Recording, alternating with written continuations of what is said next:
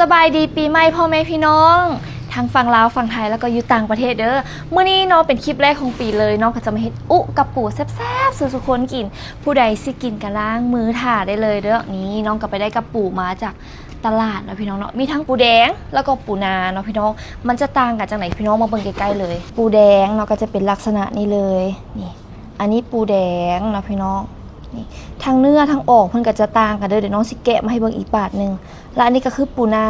อันนี้จะอยู่ภูอยู่ผาอันนี้ค่ะจะอยู่ตามนานะพี่น้องปูนาอันนั้นวัตถุดิบก็มีตามนี้เลยเด้อก่อนอื่นต้องมาดั่งไฟข้างหม้อก่อนพี่น้องควันเข้าตา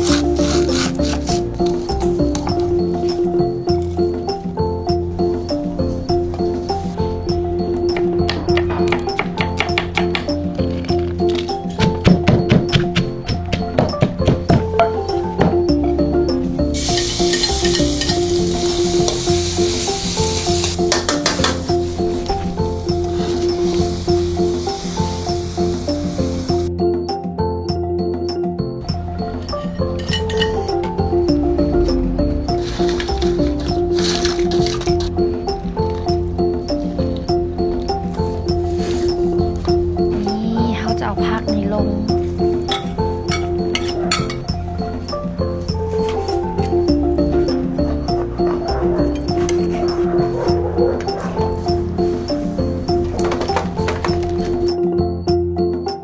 แล้วละเด้อออมกระปูหรือว่าอุกระปูเนาะทางบ้านคนเดเอิญเมนูนี่ว่าจังได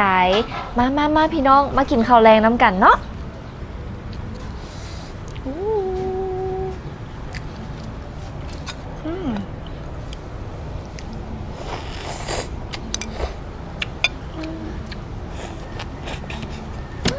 หอมนี่อุ้ยขออนุญาตสดเลยเด้อ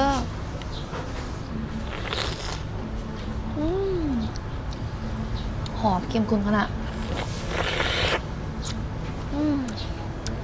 หม้อนี้ประมาณโล2โล3พี่น้องกระปู200,000 กีบเพราะว่าน้องซื้อปูแดง180,000ปูนาอีก20,000ได้หลายเนาะทางบ้านให้อย่างกินแรงช่วงนี้พี่น้องทางบ้านก็ได้เฮ็ดข้าวกินเองอยู่บ่หรือว่าไปกินอยู่ตามร้านอาหารน้องเองก็โดนๆออกไปกินข้าวนอกบ้านท่านนึงส่วนหลายก็เฮ็ดกินเองเพราะว่ามันได้หลายแล้วก็อาหารถึกปากเจ้าของแน่ถึงจะเมื่อยแน่แต่ก็คุ้มค่าสิเนาะมีความสุขในการเฮ็ดแล้วก็ได้ใช้เตาฟืนเตาถ่านแบบสิเฮ็ดแล้วมันก็หอมหุ่มๆดี